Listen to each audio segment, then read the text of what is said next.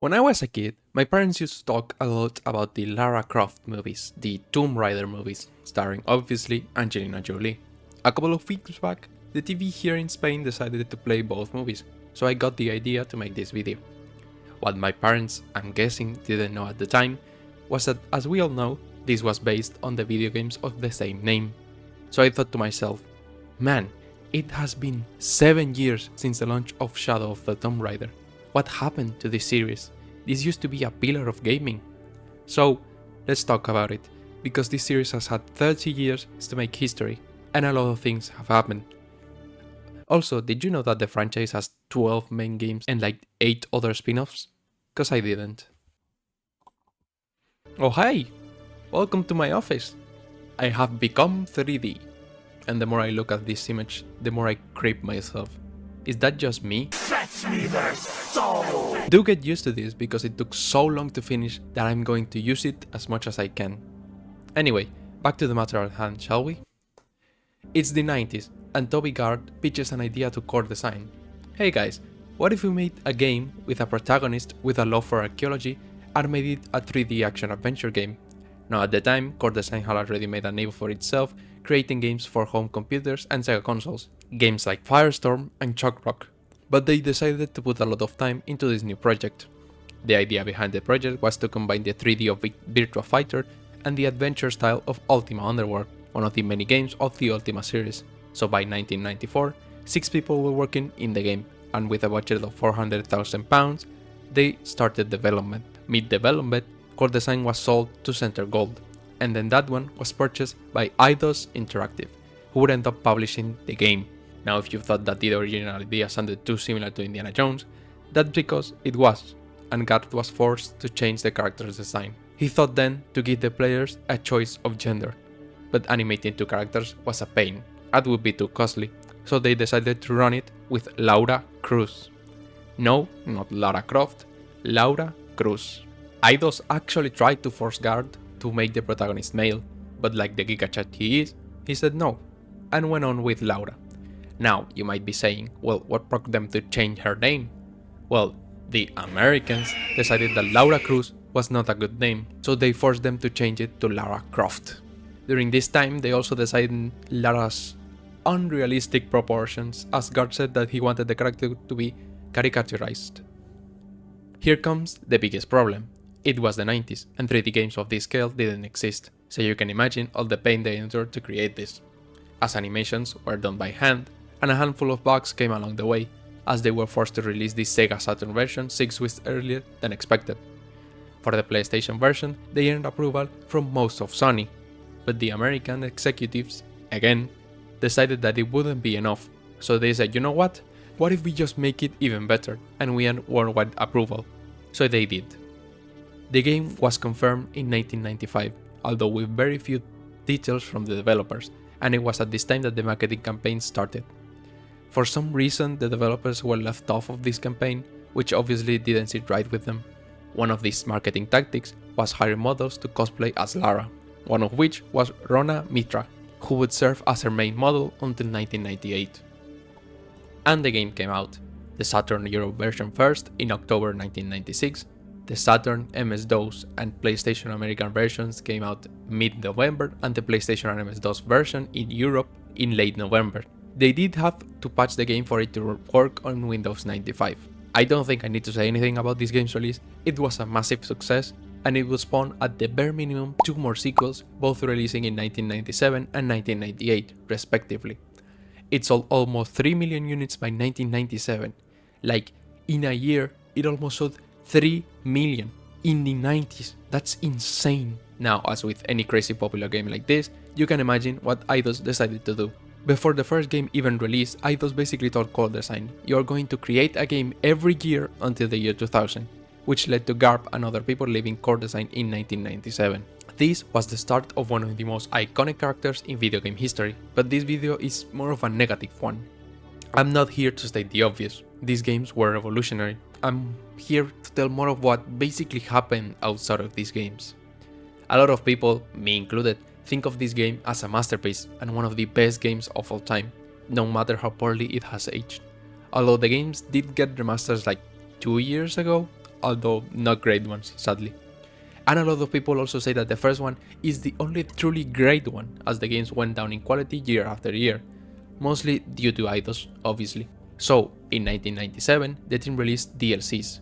Yes, DLCs for the original game, that teased at the sequel, which would be released later that year. The development was 9 months.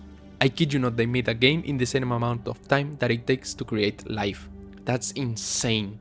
Some of the people involved with the game said that it wasn't too bad because it wasn't entirely a new game. But still they changed locations, they changed the dialogue, the story. It's still an insanely long time. Now obviously, Eidos, being Eidos, and Sony decided to do a partnership, as the version for the Saturn was cancelled due to it just not being good enough. Reminds me of the Switch 2 actually.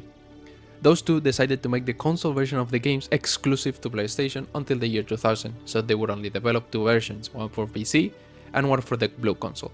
To the surprise of absolutely nobody, a lot of the things for the game were rushed, including its ending, which was created as they felt the original was anticlimactic, so they decided to expand it, while also criticizing the gaming community, because at the time the modders, being the gigachats they are, created a nude Lara mod, so that ending scene of Lara breaking the fourth wall at the end was an attack towards those creators.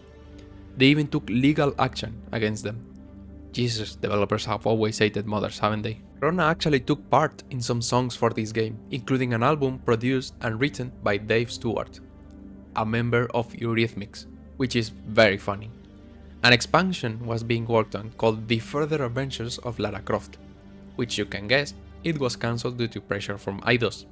The team actually decided to create a PlayStation 2 version as it would release 3 years later, but again, Eidos decided to cancel it because they didn't want the team to take 3 or more years to develop said games, so all of this was thrown out the window and they were told to make another sequel. Although they did end up releasing 4 new levels, in the so-called Golden Mask expansion, but they would come in 1999. A bit weird if you ask me. The game would receive positive critics, some journalists saying that it was better than the original, but not everything was perfect as the game was rushed. Lara was actually the size of a peanut when compared to her environment, and the environment itself was rough, graphically speaking. Now this one doesn't look like it sold as much, and I say look because I couldn't find information on the game's sales, so by 2009, 12 years after its release, it had sold 7 million copies. Now here comes the funniest part of this. The team creating the game started working on 2 games. No, not 1, but 2 games. Tomb Raider 3 and Tomb Raider The Last Revelation. While the team obviously complained because Eidos again denied their request for the development to take 2 to 3 years, the higher-ups decided to hire more people to work on the game. A portion of said team went on to develop Tomb Raider 3, and the rest were developing The Last Revelation. And I kid you not, they were so tired of Eidos bullshit that they had planned to just kill the franchise with Revelation, like straight up just kill Lara. It was also during this time that a film idea was pitched, and Paramount would buy the rights in 1998. We'll talk about the movies later. So, just like the press likes to talk about Ubisoft after being handed the green, they returned to form with Tomb Raider 3, being a much more puzzle-based game rather than an action-based, similar to that of the first game. Now the development for this one was even easier, as the engine was upgraded to make development easier. They even hired a guy with a PhD in artificial intelligence to make the enemies smarter. I didn't know PhDs for AI were a thing in the 90s, but apparently they were. They added more vehicles, they even added stealth, as GoldenEye had done it in 1997. The game actually looks pretty good even for today, considering it was 1998, but alas, the crunch of the development was about to catch them. Now what I'm about to say is just the critics' words, so take this with a grain of salt, but a lot of them found the game infuriating and very unforgiving, as it actually didn't have a manual save, but instead the players must collect save crystals to actually save. Not that any of this mattered, as the game, save with the previous two, ended up being the highest grossing game in Europe in 1998, and by 2009 it had sold 6 million units. Notice a trend here? See how the sales bit by bit are going down? Well, prepare for the worst, because we have Tomb Raider 4, 5 and 6 to talk about. And what a downgrade. So, production for Tomb Raider 4 began mid-1998, as I said before, at the same time as Tomb Raider 3. The idea behind Revelation was created in secret by the development team, as they were tired of the crunch of making annual games, and they were also running out of ideas, so they decided to kill Lara without the higher-ups in Eidos knowing about it. They did eventually find out, but it was too late, and they succeeded. And as you know, if you have played the game, Lara does end up dying at the end. Not that that stopped Eidos, but we'll get to that. Lara was actually meant to be decapitated in the game, but Eidos didn't stand for that. Honestly, I'm glad they didn't. I cannot imagine that happening. Anyway, the development took longer, actually, as it took over a year. I must imagine all the developers jumping in joy thinking that they actually had more than a year to make the game. Anyway, as they say, everything was upgraded. The code was pretty much new, better graphics, better controls, and a much more linear story, as they began reading books to make the story much more compelling. She was given animation on the lips while she talked, and much more. Though not everything went well. The game released in late 1999, and many of the critics were noticing that Eidos was making the series way too much. 4 games in 4 years made no sense, and while all of the games were actually pretty good, the differences between them were starting to fade away. Critics also say that the game looked dated, which, I mean, there's 4 years between the first and the fourth, what do you mean dated? Anyway, the game wouldn't sell as much, but again, it still sold enough to warrant another sequel. But Lara is dead, you might say. Well, yes, she is, but her past can still be milked, so we got Tomb Raider Chronicles. 2 teams were created, one worked on the 5th entry, Tomb Raider Chronicles, while the other worked on Tomb Raider and the Angel of Darkness. Chronicles is an infamous game, maybe not in the gaming community, that one goes to the reboots, but to the original designers at Core Design, it was the worst one they worked on, because at this point they were doing it to earn a living rather than with passion behind it, as designer Andy Sandham said in an interview in 2016. The lead animators even had fun creating the death animation for Lara, that's how tired they were of this franchise. And the game was released in the year 2000, again assuming Lara was dead, so the game was basically an anthology, 4 separate locations with seemingly no connection between each other, tied by some cinematics. You can guess what the reception was. If the previous game had already created doubts in people, this one just straight up confirmed them.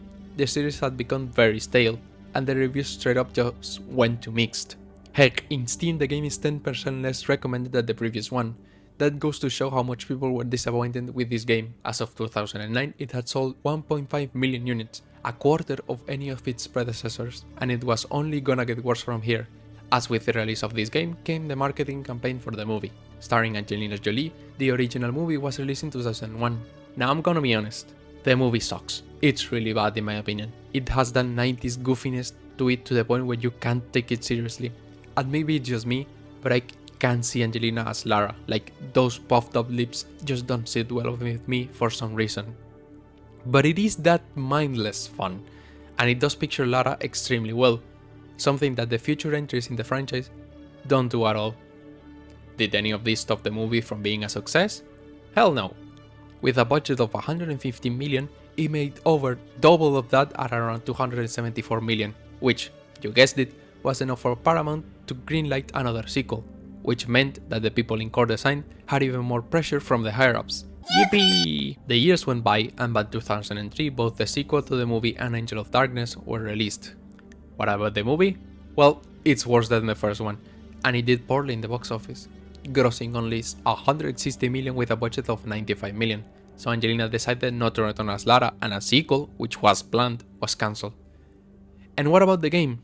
Well, a lot of people consider this one to be the worst of all 12 games. I at least do consider it.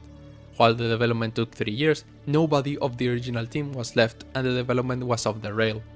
Heck, even if it took 3 years, they had to cut content. The main one being how the fuck did Lara survive Tomb Raider 4? Yes, the game gives no explanation for that. The staff said that they needed 6 to 8 weeks more to finish the game, but I'm gonna call bullshit. There was no way to fix this game, let me tell you. They tried to make everything harder. The game looks better, and while some parts were upgraded, the experience just wasn't as good. Especially the gameplay, it wasn't up to par with what already existed in 2003, and the tombs just weren't good. This obviously led to catastrophic events, as Eidos, as we all know, would just take Tomb Raider off the hands of Core Design and give it to Crystal Dynamics, the creators of Legacy of Kain. Core Design would never release another Tomb Raider, and in 2006, they were sold to Rebellion Developments, which would end up closing in its entirety in 2010. The original creators of one of the greatest gaming franchises milked and left to rot by its publishers, and eventually dying. It's a tragic story, really. But what happened to the franchise then? Well, let's keep milking it, yeah baby, let's go! In 2006, Tomb Raider Legend will be released, this time a reimagining of the series with God actually coming back to work on it. They remade everything, and I mean everything. Combat, controls, the story, the graphics, all was remade from scratch. And did it work? Well, it did. The game actually had a lot of positive reviews, qualifying it as a return to form. Lara's design was changed. She was taller, slimmer, her pyramids were cut off, but she was still that sexy strong woman that we loved. And I mention this because, well, you will see. By 2009, according to different sources, the game had sold between 3 and 4.5 million copies worldwide, making it a much bigger success than the previous game, which obviously led to 2 sequels. One of those 2 sequels was Tomb Raider Anniversary, a remake of the original Tomb Raider, which was originally being created by Core Design, but as they were sold off to another company, it went on to the hands of Crystal Dynamics. It went on to be released in 2007 with positive reviews, but not with good sales, as it would end up being the worst selling Tomb Raider game with just 1.3 million copies as of 2009. At the same time, to mark the end of the trilogy, Crystal Dynamics was also working on Tomb Raider Underworld, the sequel to Legend. The main producer for this game was actually the same guy that worked on that one Devil May Cry game nobody wants to utter the name of. They created a new engine, and due to other stuff, they had problems with the development, as for example the main level designer died mid-production, and another core staff member had to leave on maternity leave. This game would actually start a trend that the next games would pretty much abuse, and that was to make the games much more credible rather than realistic, as Lindstrom would say in an interview. The game released in 2008 and was a moderate success, as it would end up selling almost 4 million units by 2021. And then, silence. Some smaller projects would be released in the subsequent years, but none of the scale of the big titles. Until 2010, where they would announce that they were making another game, this time a reboot of the entire franchise, and the game would take at least 5 years to make, releasing in 2013 and being officially called Tomb Raider. The game was a massive success, and I mean massive. In 48 hours it sold 1 million units, and as of 2021 it has sold 14 million units. But not all was good. The graphics were amazing, and even to this day, the game looks insanely good. The gameplay was good, the story was fine, but something was amiss, and that was both the base game's idea and Lara herself. There's a verse from my favorite ERB that basically explains the situation with this new game perfectly. Took 3D to uncharted territory, now you're just in uncharted territory! And that was the main problem. For 2 decades, Tomb Raider was seen as a symbol, put on a pedestal where games with the same idea were trying to get to. But with this new Tomb Raider, they just said fuck it and threw the soul of the franchise out the window. It was just a semi-open world game with climbing, fighting and archaeology, aka another Uncharted. Now don't get me wrong, the game was still good, but it wasn't Tomb Raider. And Lara. Oh Lara, what have they done to you? For some reason, along with the soul of the franchise, they also decided to throw Lara's personality out the window. And I don't mean her tits, which they also did kill. Originally, she was this badass girl that was intelligent and strong, but suddenly in this game she looks much more vulnerable and her being uncomfortable with killing. But the gameplay wanted you to do the complete opposite, which was weird, and this would be the first game of what would be the decline of the writing of Lara Croft, as things would get much worse. Now this did spawn a sequel called Rise of the Tomb Raider. Before we even talk about this game and its problems, I just want to say that this game is a masterpiece. In a vacuum, it's pretty much perfect. If you ignore the Tomb Raider in the title, it's really good. I finished it 3 times alone. It's that good. It's also long as heck. The story is also really good. The gameplay is great, and the graphics for a 10-year-old game are insanely good. This is something that this new trilogy has done extremely well, and that's the graphic part, along with the voice acting. Everything has been top notch. But again, Lara didn't go back to being that badass we knew, which basically confirmed that Crystal Dynamics didn't want to go back to the original character. The game would end up selling 11 million units, and would spawn the last sequel, titled Shadow of the Tomb Raider. In 2018, 3 years after the release of Rise, Shadow was released alongside a new movie featuring Alicia Vikander as Lara Croft. I'm gonna be honest, Wikipedia says the movie cost between $90 and $106 million to make and raised over $275 million. I genuinely had no idea this movie existed until I made this video. Not only that, it looks like it's canon? I never figured that out, I haven't watched it before you ask, but pages like IMDb do say that it's better than the two made by Angelina. So maybe it is better, I don't know. Or maybe it's just not as goofy, although channels like Drinker do say that it's just the epitome of meh. The action was meh, the villains were meh, and worst of all, Alicia Vikander's performance as Lara was meh. Anyway, the last game, Shadow of the Tomb Raider. This game I consider to be the worst one, even though it's the one I have the longest hours on a single run, and I even have the Platinum for. And by worst one I mean worst one of the new trilogy, obviously. Why? Because the story is extremely mediocre. Lara goes from being a vulnerable girl that doesn't want to kill to being just a straight up a whiny bitch with daddy issues and a dumb adult in this game. Some examples are at the beginning of the game, which, did you know that they received so much criticism from the scene in Mexico due to every single face looking the same that they had to add characters? Anyway, things go wrong with an artifact and she basically loses it to the leader of the bad guys of the previous two games, which causes the city to get flooded. What does Lara do?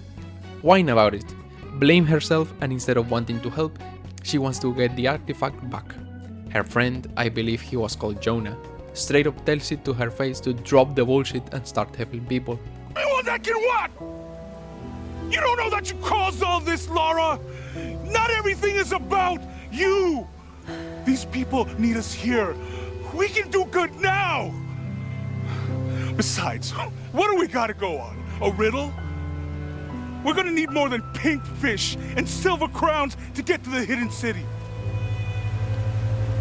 Now don't get me wrong, the gameplay is great and the game itself looks like it was made yesterday. You could tell me this game was released at the same time as something like Cyberpunk or Horizon Forbidden West and I would believe you, it looks that good. But it was just a step down from the previous game, worse in pretty much every way. And then silence again. For 6 years, nothing happened, until in 2024 they released an animated TV show that served as a sequel, yes, it's canon, to Shadow of the Tomb Raider. Is it good? It's a 2024 Netflix show, what do you think? No, it's not. It's really bad. The animation is atrocious and it mischaracterizes Lara even more than the Survivor trilogy, as Crystal Dynamics has deemed the new trilogy.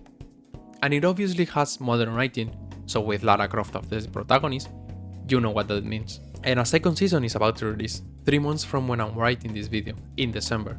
The tale of the Tomb Raider franchise is something worth of a study. If you have to do your thesis on video game history or something, I don't really know if there's a career for that, I'm guessing there is. Well, this franchise has enough content to create a couple of theses. Really, since the original team created the first 4 games, this franchise has just been treated like shit by every single person that has had it in his hands. With each release, they went on to create a lesser and lesser version of a very iconic character from the 90s, and basically butchering her and creating a crying baby that apologizes every chance she gets, while being games that incite action. She went from a femme fatale who was sexy and knew when to use this to her advantage, a mysterious and interesting protagonist, to a generic action hero who needed to have matured by the end of Rise of the Tomb Raider, but sadly it didn't. I would have taken Tomb Raider 2013 as an introduction to a new Lara, a Lara that was initially weaker and much more vulnerable, but as the events of the game unfold, she becomes much more like her original character, and I would have expected that by Shadow of the Tomb Raider she would have gone back to that original attitude, but for some reason they decided to keep this new boring character. Drinker has a couple of videos that I cannot recommend enough, as he doesn't need a script to tell the truth, unlike me who does need one to basically say that the sky is blue. Anyway, I'm more concerned about the video games, because if the Netflix TV show is canon, what is going to happen? Is it going to stay a TV series? When is the next game coming? It was leaked like 4 years ago that the sequel to Shadow was cancelled, and we did get the remasters last year. So, is this it? Is this the final hurrah for one of the most iconic characters in fiction?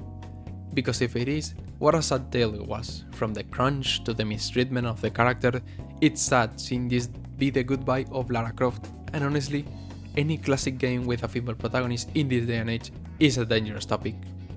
As I said, the new trilogy killed Lara's personality, but it wasn't because of the message, it was simply mischaracterization. So it basically means that it could be even worse, as the Netflix show showed us. So maybe it's for the best that the series has died off. Maybe even the Prime Video TV show will be cancelled if the second season of the Netflix show flops. Who knows? Anyway, I don't really have much more to say. See you in the next video. Bye bye!